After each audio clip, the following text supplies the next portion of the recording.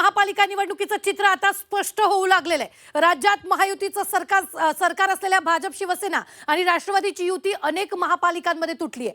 पुणे, संभाजीनगर, मीरा भाईंदर, नवी मुंबई या महत्त्वाच्या महापालिकांमध्ये महायुती तुटली आहे। एवढंच नाही तर लातूर, जालना, परभणी, सांगली, अमरावती या शहरांमध्येही महायुती तुटली आहे। महायुती तुटल्यानं आता भाजप विरुद्ध शिवसेना विरुद्ध राष्ट्रवादी असा सामना ठिकठिकाणी पाहायला मिळणार आहे। नगर परिषद निवडणुकीत मित्रपक्षांनी एकमेकांविरोधात लढताना पळवापळवी केली आहे, शिवाय एकमेकांच्या कारभाराचे वाभाडे काढले।